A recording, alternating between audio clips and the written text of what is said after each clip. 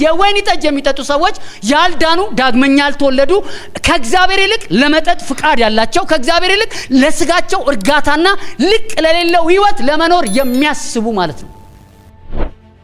መንፈስ ቅዱስ ወደ ትክክለኛ ቦታ፣ ወደ ትክክለኛ ህይወት፣ ወደ ትክክለኛ ስኬት፣ ወደ ትክክለኛ ክብር ሊመራችሁ መጥቷል። እውነተኛ የህይወታችን መሪ መንፈስ ቅዱስ ነው። ያለ መንፈስ ቅዱስ አንድ ክርስቲያን ነገሮችን የሚያደርግ ከሆነ የሚያደርገው በስጋ ነው። እግዚአብሔር አብሮነቱና ከኛ ጋር ተባብሮ የኛን ነገር ፍሬያማ ሊያደርገን የሚችለው መንፈስ ቅዱስን ሰማ ነው። መንፈሳዊ ነገር ወይንም የአዲስ ኪዳን የክርስትና ህይወት ጅማሬ በራሱ ከሙላት ነው የጀመረው። ዳግመኛ ስንወለድ እግዚአብሔር ፍጹም ጻድቅ አድርጎናል። እግዚአብሔር ቅዱስ አድርጎናል። በዘመኑ ላይ እግዚአብሔር አምላክ አንደኛ የበላይነትን ብልጫን የምትወስዱት ከመንፈስ ቅዱስ ጋር ሆናችሁ መንፈስ ቅዱስ እንዲመራችሁ ፈልጉ። ስለዚህ እናመሰግነዋለን። ለዚህ ነው ሁሉ ጊዜ ስለ ሁሉ እግዚአብሔር ምን በሉት አለ? አመስግኑት። ኢየሱስ ጌታ ነው።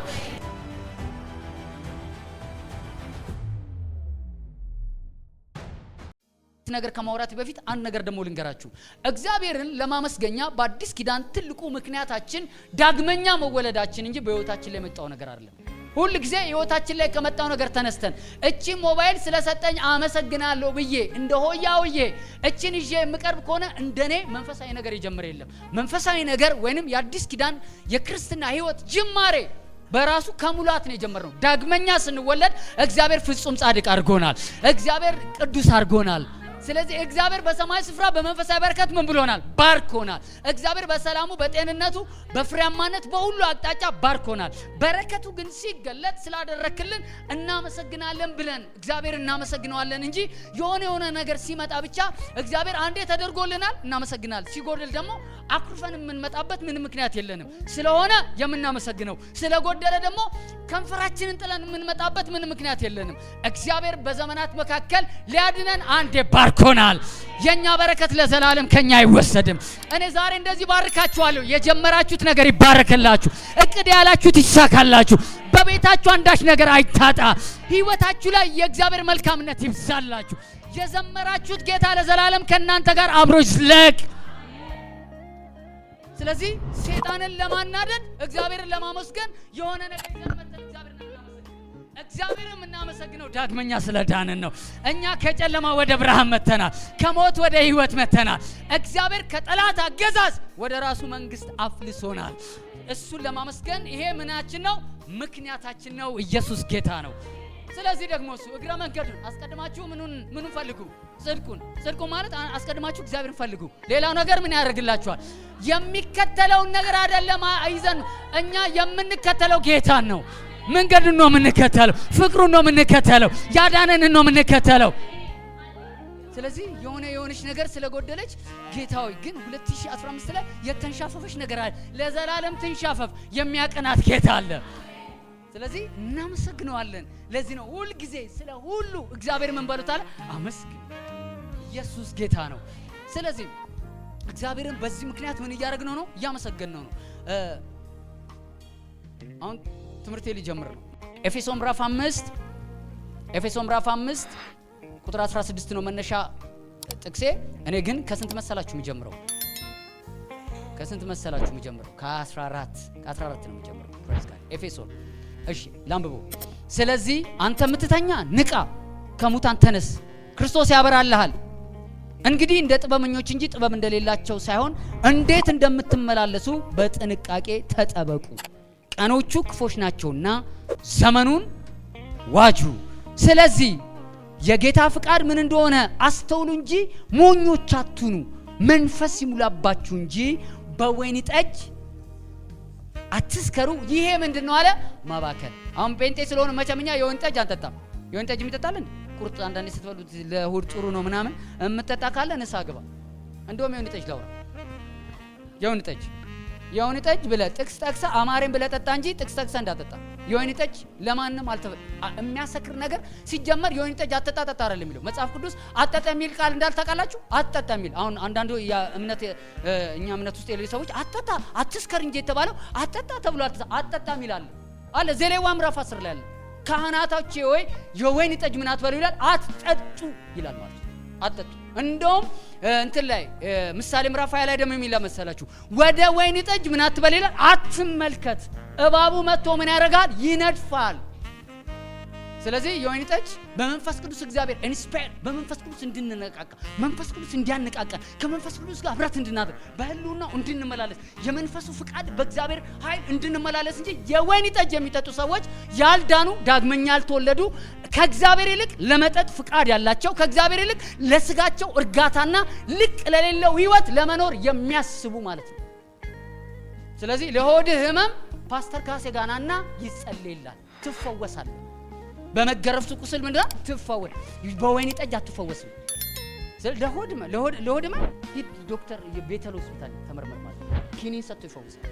ጥቅስ ጠቅሳ ምን ከምትል which ብዙ ክርስቲያኖች ታውቃላችሁ አይደለ የወይን ጠጅ እንደሚጠጡ ጌታ ይቅር ይበላቸው። ለዚህ ነው በወይን ጠጅ አትስከሩ። ይሄ ምንድነው ይላል? ማባከን ማለት እግዚአብሔር የማይገዛው በባዲ የሚመላለስ ማለት ነው። በቦዲ ፍቃድ የሚመላለስ። ስለዚህ በመንፈስ ምን በሉ ይላል? ስከሩ። ድራንክን ስፒሪት ምንድነው? ሻባዳጋሳ አንተ በደሙ ያነጻኝ ምህረት የጠበቀኝ እኔ ጻድቅ ይሆንኩኝ አንተ ደስ የምትሰኝበትን ማለት ቃል የሚርበኝ ፕሬዘንስ ያገልግለኝ በመንፈስ ቅዱስ ብቻ። ስለዚህ በወይን ጠጅ ደግሞ የሚሰክር ሰው በቃ አንሹዋል የሆነ ድንብርብር ያለ ዓላማ የሌለው እቅድ የሌለው ምንም ፐርፐዝ የሌለው የሰከረ ሰው አላያችሁ? በወይን ጠጅ የሚሰክር ሰው ስክር ብሎ ጧት እንደዚህ ደህና አደራችሁ ብሎ የሚሄደ ሰውዬ የወይን ጠጇን ሲያስገባ እባቡ አብሮ ከሱ ጋር ይሰራል። ከዛ በኋላ ይሄ መንግስት ብሎ ይጀምራል ማለት ነው። በቃ ይሳደባል፣ የሰው በር በድንጋይ ይመታል፣ ከሁሉ ጋር ይጣላል፣ ተፈንክቶ ይገባል። ዓለም ሁሉ ምስቅል። የሱ ችግር የመደበቂያ ስፍራ ወይኗ ናት። ወይኗ ብሶቱን፣ ወይኗ ተስፋ ቢስነቱን፣ ወይና ችግሩን ትሸፍንለታለች። እኛ ግን ብሶት ውስጥ፣ ችግር ውስጥ፣ መከራው ሳይሆን ደስታው ስላለን የምንሰክረው በማን ነው? እሱ በመንፈስ ቅዱስ ነው። እኔ በሉ እስቲ ሁሉ ጊዜ እኔ በሉ ሁሉ ጊዜ የምመላለሰው በመንፈሱ ነው። ለዚህ ነው መንፈስ ምን ይበለባችሁ? ይሙላባችሁ። ማክራታ ግራሳታ እሱ ስትኖሩ ሰላማችሁ ሙሉ ይሆናል። ይሄ ድምጻችሁ ይሰማል፣ ቋንቋችሁ ይሰማል፣ ሞገሳችሁ ይጨምራል፣ ክብራችሁ ይጨምራል፣ ነገራችሁ ይቀየራል፣ ህልውናው ከእናንተ ጋር ይሆናል። አጋንንት ይወርቅላችኋል፣ ሰው ሁሉ ይወዳችኋል፣ ስራችሁ ይባረክላችኋል። መንፈስ ቅዱስ የመለምለማችሁን ደረጃ ይጨምርላችኋል። ስፒኪንግ ታንግስ። ስለዚህ ጥቅስ ጠቅሰ ስጋ በልተ ወይን እንዳትጠጣ። የሚጠጡ ካሉ ንስሐ ይግቡ፣ ኃጢአት ስለሆነ። እንደውም ወደ ወይን ጠጅ ምን አትበላለ አትመልከት። ከዛ በኋላስ እባቡ መጥቶ ምን ያደርገዋል? ይነድፈዋል። ከሴት ጋር ይተኛል ይላል። ከዛ በኋላ ይነድፈውና ሚስቱን ትቶ ከጋለሞታ ጋር ኢነሰስ ምንድነው ሰውዬ ለልጆቹ ዳቦ በመግዣ ጠጁን እየጠጣ ለልጆቹ ምግብ ቤት በመስሪያው የወይን ጠጅ እየሰከረ ይሄ ማይንዱን ደል ያደርገዋል፣ አይምሮን ያደነዝዘዋል። ስፒሪት ኮንሺየስ አይደለም። ለምንድን ነው እንደዚህ የሚለው? መንፈስ ቅዱስ ስለሚፈልግ ነው። የኔ ሐሳብ ይሄ አይደለም። ዛሬ እንዳታርጉ የኔ ልጆች እንደማታርጉ አውቃለሁ፣ ግን አሉ ጥቅስ ጠቅሰው አማሬን ብለህ ጠጥተህ ጌታ አምሮት ነው የጠጣ ብሎ ይቅር ይላል። ከአማራቸውም እርጉዞች ይመራቸዋል። አንተ አማሬን ብለህ ለምን ዛሬ አምሮኛል ስምሳ ልጸልይ ብለህ ለምን አትገባም? ዛሬ በጣም ነው ያማረኝ ያብስራ ላይ ልዝራበት ለምን አትልም? ወይን አለ ጥቅስ ጠቅሰ አትስከር እንጂ አትጠጣ አይልም። ደግሞ ጳውሎስ ያለው ለሆድ ህመም ብለህ ጠቅሰ ለሆድ ህመም ያለው ሶስት አይነት ወይን ጠጅ ነው ያለው። የዛን ጊዜ ይሄ የሚያሰክረውን አይደለም ያለው። ልክ እንደኛ ሀገር ደማከሴ ታውቃላችሁ? እናቶቻችን ደማከሴ እሺ ታርገው የሆነ ነገር ያደርጋል። ልክ እንደዛ ሀገር ወይን ማለት ፍሬሽ ወይን ይጨምቁትና ለሆድ ህመም በራሱ ፍሬሽ ነው። ይሄ ከጓሮ የሚቆረጠው ወይን እሱን አምጥተው ይጨምቁትና ምን ያደርጉታል? ፍሬሹን እሱን ጠጣ፣ ውሃ ብቻ ጠጣ ያለው እሱን ነው። እኛ ሀገር ግን ከውጭ ከሳውዝ አፍሪካ የመጣ እንትን ብራንድ ምናምን የሚለውን ቀልተ እሱን ከጠጥ ዲመኒክ እንዳታረግ ዶንት። አንተ መንፈስ ቅዱስ ያደረብህ በመንፈስ ቅዱስ ነው የምንሰክረው፣ በቃሉ ነው የምንሰክረው፣ በኃይሉ ነው የምንሰክረው፣ በፍቅሩ ነው የምንሰክረው። ጌታ መቼ ጠገብነውና ነው ገና ከስጋ ነገር ጋር የምንጣበቀው? ፎርጌት ኢት ትራሽ ነው ይሄ፣ እኛን አይመጠነንም። እሺ ከዛ አንተ ምተኛ ንቃ፣ ከሙታን ተነሳ፣ ክርስቶስ ያበራልሃል። እንግዲህ እንደ ጥበበኞች እንጂ ጥበብ እንደሌላቸው እንዴት እንደምትመላለሱ በጥንቃቄ ተጠበቁ። ቀኖቹ ክፎች ናቸውና ዘመኑን ዋጁ። ፖዝ አሁን ቀኖቹ በራሳቸው እነዚህ ቀኖች እነዚህ ወራቶች የምንኖርባቸው የተሰጡን ዘመኖች በራሳቸው ክፉ ናቸው። እኔ ግን ዋጅላለሁ ሳይሆን እግዚአብሔር ዘመኑን ወይንም ቀኑን ምን በል ይላል? ዋጅ። አሁን ዘመኑን እንድትገዙ ዘመኑን እንድንገዛ እግዚአብሔር አምላክ ኃላፊነቱ ለኛ ሰጥቷል። ዘመኑ ክፉም ደጉ የሚያደርገው የኔ አስተሳሰብ እንጂ ዘመኑ አይደለም። ይሄ ነው እኮ ዘመኑ በራሱ አሁን ኢትዮጵያ ውስጥ ያለው ኢኮኖሚ፣ ኢትዮጵያ ውስጥ ያለው ስራ፣ ኢትዮጵያ ውስጥ ያለው ችግር ፎርጌት ኢት። እግዚአብሔር እኛ ምድር ላይ ስንቀመጥና ስንመላለስ ኒያኖረን የሚፈልገው የሚያኖረንም የሚያመላልሰንም በተናገረን ኪዳን እንጂ በምድር ሲስተም አይደለም። አሁን እኛ ከምድር ሲስተም ውጪ ነን። እግዚአብሔር የኛን የህይወት አገዛዝ፣ የኛን የህይወት መርህ፣ የኛን የህይወት ስኬት ያስቀመጠው ምን ውስጥ ነው ካላችሁ ኪዳን ውስጥ ነው። ለዚህ ነው የምንፈልጋቸው በረከቶች ከምድር ሳይሆን የሚጀምሩት ከሰማይ ነው። ለዚህ ነው በጎ ስጦታ ፍጹም በረከት ከላይ ከሰማያት ከእግዚአብሔር ዘንድ ምን ያደርጋሉ? ይወርዳሉ። ስለዚህ ማንኛውም የበረከት አቅም፣ ማንኛውም የጥበብ፣ የእውቀት፣ የማግኘት፣ የማሳካት፣ የጤንነት፣ የስራ፣ የቪዛ ማንኛውም በዘመኑ ስለኛ የታዘዙ በረከቶች እንዲያገለግሉን እግዚአብሔር የዘመኑ ጌታ እኔ እናንተን አድርጓል። እስቲ አሜን በሉ። ቀኖቹ ክፎች ናቸውና ዘመኑ ምን በሉ? ዋጁ። 2016 ሲመጣ ምን ይመጣል ስትሉ 2016 በሚመጣበት ጊዜ እግዚአብሔር በ2016 እኔ እናንተን የሚያከብርበት የጀመረበት ክብር ይቀጥላል። የጀመረበት ኃይል ይቀጥላል። ለጻድቁ ምን ይሁንለት ስለተው መልካም። ስለዚህ ከክብር ወደ ምንድን? ወደ ክብር። ዘመን ሲቀየር እግዚአብሔር አይቀየርም። ቁጥር ሲቀየር እግዚአብሔር አይቀየርም። እግዚአብሔር ኢኮኖሚ ሲወደድ ባጀቱ ከሰማይ አያንስም። እግዚአብሔር ምድር ላይ ያለው ነገር ሲበላሽ አቤት እግዚአብሔር የተበላሸው ምድር እንደ አዲስ ለአዲስ አይልም። እግዚአብሔር የአዲስ ነገርና የአዲስ ነገር ሁሉ ምንጭ ስለሆነ በዘመናት መካከል የሚሰራ አምላክ ስለሆነ ለኔና ለእናንተ መልካም ነገር ይሆነልናል። ቀኖቹ ክፎች ናቸውና በቃሉ ቀኖቹን ዘመኖቹ ምን በሉ? ሪዲም ዳርጉ። እኔ በላይ እንጂ በታች አይደለሁም፣ ራስ እንጂ ጅራት አይደለሁም። አሁንም እንደሰጠው ኖራለሁ፣ በመገረፉ ቁስል ተፈውሻለሁ። ስለዚህ በጨለማ ላይ ብርሃንን አበራለሁ። እግዚአብሔር ከኔ ጋር ስለሆነ በ2015 በ2014 በ2013 ከኔ ጋር የነበረ አምላክ በ2016 ብቻ አይደለም በ2020 ከኔ ጋር ይሆናል፣ በ2025ም ከኔ ጋር ይሆናል። ዘመኑን የሚገዛ መንፈስና ኪዳን እኔ ጋር አለ በሉ። ኢየሱስ ጌታ ነው። ስለዚህ እግዚአብሔር ዘመኑ ምን በሉ? ዋጁ። አንደኛ በዘመኑ ላይ ዛሬ መንፈሱን ሳይዛችሁ በዘመኑ ላይ እግዚአብሔር አምላክ አንደኛ የበላይነትን ብልጫን የምትወስዱት ከመንፈስ ቅዱስ ጋር ሆናችሁ መንፈስ ቅዱስ እንዲመራችሁ ፈልጉ። አሁን በዚህ ሳምንት ምን ጸልየው? በመንፈስ ቅዱስ መመራት። ክርስቲያንን እግዚአብሔር በዘመኑ ላይ ፓወርፉል የሚያደርገው በመንፈስ ቅዱስ መመራት። አሁን በዚህ ሳምንት ምን ጸልየው?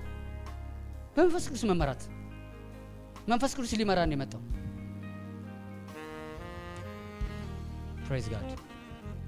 በዘመኑ ላይ ብልጫ፣ ስራችሁ፣ ትዳራችሁ፣ ልጆቻችሁ፣ ራያችሁ፣ አላማችሁ ዋጅታችሁ ዘመኑ እንድትኖር ከሚያደርጋችሁ አንዱ መንፈስ ቅዱስ ሊመራችሁ ነው የሚመጣው። መንፈስ ቅዱስ ወደ ትክክለኛ ቦታ፣ ወደ ትክክለኛ ህይወት፣ ወደ ትክክለኛ ስኬት፣ ወደ ትክክለኛ ክብር ሊመራችሁ መጥቷል። እውነተኛ የህይወታችን መሪ መንፈስ ቅዱስ ነው። ያለ መንፈስ ቅዱስ አንድ ክርስቲያን ነገሮችን የሚያደርግ ከሆነ የሚያደርገው በስጋ ነው። በስጋ ሐሳብ፣ በስጋ ብልጠት፣ በስጋ ዕውቀት፣ በስጋዊ አስተሳሰብ አዲሱ ዓመት ላይ ይገባለሁ ካልክ 2015ን በ2016 ላይ በ2016 ላይ እግዚአብሔር አምላክ በቤታችሁ፣ በኑሯችሁ፣ በስራችሁ፣ በቢዝነሳችሁ፣ በልጆቻችሁ በሁሉ አቅጣጫ ነገራችሁን ለማሳካት እግዚአብሔር ነገን የሚያውቅ ከፊት ለፊታችን ያለውን ዘመን የሚያውቅ መንፈስ ቅዱስ ስለሆነ ይነግራል። የቱ ጋር ፍሬያማ እንደምትሆን ይነግራል። የቱ ጋር ሰርተ እንደምታፈራ ይነግራል። እንዴት ተምረ ውጤታማ እንደምትሆን ይነግራል። እንዴት መስሪያ ቤታችሁን በኃላፊነት መምራት እንደምትችሉ ይነግራችኋል። እንዴት ቢዝነሳችሁን ስኬታማ ማድረግ እንደምትችሉ መንፈስ ቅዱስ በኋላ ጥቅስ እነግራችኋለሁ ይነግራችኋል። መንፈስ ቅዱስ እኛን ለማገዝ የተላከ አምላክ ነው። መንፈስ ቅዱስ እኛን ለመርዳት የተላከ አምላክ ነው። መንፈስ ቅዱስ ልክ ኢየሱስን ተክቶ መጥቶ እኛ ውስጥ የተቀመጠው ሊመራን ነው። ያለ መንፈስ ቅዱስ መመራት አትችሉም። ወይ ሰው የሚመራው በስጋው ነው፣ አለበለዛ በመንፈስ ቅዱስ ነው። ሁሌ መንፈስ ቅዱስን ሰምታችሁ የምታደርጉ ከሆነ ነገራችሁ መልካም ይሆናል፣ ነገራችሁ የተሳካ ይሆናል፣ ነገራችሁ ፍሬያማ ይሆናል። የኔናንተ የህይወት ብልጫ በዘመኑ ላይ የሚያደርገን ቀኑን የምንዋጀው ሆሊ ስፒሪት መንፈስ ቅዱስን ስትሰሙ ነው። ኢየሱስ ክርስቶስ በዚህ ምድር ላይ ፍጹም ሰው ፍጹም አምላክ አይደለ? መንፈስ ቅዱስን ብቻ ነው የሚሰማው። በስጋ ስለመጣ እዚህ ምድር ላይ መንፈስ ቅዱስን ካልሰማ ኢየሱስ ሚስ ነው የሚያደርገው። የሚያገኘው ነገር ሁሉ የሚያናድደው ነው። አጋንንት አለብኝ ይሉታል፣ አንዳንድ ቦታ የማርያም ልጅ ነው ይሉታል፣ ሐሰተኛ ይሉታል። የመጣበትን የኢየሱስ ክርስቶስ ትልልቅ ችግሮችና ቻሌንጆች ያለፈው በምንድነው ስትሉ እሱ መንፈስ ቅዱስን ነው የሚሰማው። አባቴ እንዳለኝ አባቴ እንዳሳየኝ አያችሁ። መንፈስ ቅዱስ ስለሚሰማ እግዚአብሔርም ደግሞ ይመጣና የሆነ ቻሌንጅ ለምን ይለዋል? በእርሱ ደስ የሚለኝ የማውደው ልጄ እሱ ነውና እሱ ምን ባሉት ይላል? ስሙት። እግዚአብሔር አብሮነቱና ከኛ ጋር ተባብሮ የኛን ነገር ፍሬያማ ሊያደርገን የሚችለው መንፈስ ቅዱስን ሰማ ነው። ዮሐንስ ወንጌል ምዕራፍ 16 ጻፉ። ዮሐንስ ወንጌል ምዕራፍ 16 ከቁጥር 7 ጀምሮ ከቁጥር 7 ጀምሮ ዮሐንስ ወንጌል ምዕራፍ 16 ከቁጥር 7 ጀምሮ በጣም ደስ የሚል እኔ ግን እውነትን ነግራችኋለሁ። እኔ እንድሄድ ይሻላችኋል። እኔ ባልሄድ አጽናኙ ወደ እናንተ አይመጣም። እኔ ብሄድ ግን እርሱን እልክላችኋለሁ። እርሱ መጥቶ ስለ ኃጢአት፣ ስለ ጽድቅ፣ ስለ ፍርድ ዓለምን ይወቅሳል። ስለ ኃጢአት በዓለም ስለሚያምኑ ነው። ስለ ጽድቅ ወደ አብ ስለሚሄድ ነው። ከዚያም በኋላ ስለማታዩኝ ነው። ስለ ፍርድም የዚህ ዓለም ገዢ ስለተፈረደበት ነው። የምነግራችሁ ብዙ ነገር አለኝ፣ ነገር ግን አሁን ልትሸከሙት አትችሉም። ዋጭ ቁጥር 13 ግን እርሱ የእውነት መንፈስ በመጣ ጊዜ፣ እስቲ የእውነት መንፈስ በሉ። በመጣ ጊዜ አያችሁ፣ እንደዚህ ያለ ጌታ ኢየሱስ። ግን እርሱ የእውነት መንፈስ በመጣ ጊዜ ወደ እውነት ሁሉ ይመራቸዋል። የሚሰማውን ሁሉ ይናገራል እንጂ ከራሱ አይነግረንምና የሚመጣውን ይነግራቸዋል። እርሱ ያከብረኛል፣ ለኔ ካለኝ ወስዶ ምን ያደርጋቸዋል አለ? ይነግራቸዋል። መንፈስ ቅዱስ መጥቶ ምን ያደርጋቸዋል አለ? ይመራቸዋል። መንፈስ ቅዱስ መጥቶ ወደ ትክክለኛ ቦታ፣ ወደ ትክክለኛ ስፍራ፣ ወደ ትክክለኛ ኮኔክሽን ይወስዳቸዋል። የእግዚአብሔር መንፈስ እኛን ለመምራት የተሰጠን ምንድነው? እሱ መንፈስ ነው። መንፈስ ቅዱስ ለአገልጋይ የተሰጠ መንፈስ ወይንም አገልጋዮች መንፈስ ቅዱስን ስለተቀበሉ እንደዚህ ይሆንልሃል፣ እንደዚህ ይሆንልሻል፣ እንደዚህ ይከናወንልሻል የሚያስብል መንፈስ ሳይሆን መንፈስ ቅዱስ እግዚአብሔር ልጆቹን ለመምራትና የልጆቹን የሕይወት ፍጻሜ መልካም ለማድረግ በውስጣችን ምን አድርጓል? አስቀምጦታል። አሁን መንፈስ ቅዱስ ያወራናል፣ መንፈስ ቅዱስ ይናገረናል። በዚህ ሳምንት አሁን ከነገ ጀምሮ የምንጸልየው መንፈስ ቅዱስ በስራዬ መድመቅ እንዲችል፣ በነገሬ መከናወን እንዲችል፣ በሐሳቤ መከናወን እንዲችል 2016 ላይ አይ ቢሊቭ በምጸልየው ጸሎትና መንፈስ ቅዱስ በሚመራኝ ነገር የህይወቴ ክንውን ስኬት ይመጣል ብለን ከመንፈስ ቅዱስ ጋር አብረን እንድንጸልይ እግዚአብሔር ምን ያደርጋል? ይፈልጋል። መንፈስ ቅዱስ ምን ያደርጋል? ይመራል። ሆሊ ስፒሪት ይመራል። መንፈስ ቅዱስ እንድትሰሙት ይፈልጋል እግዚአብሔር።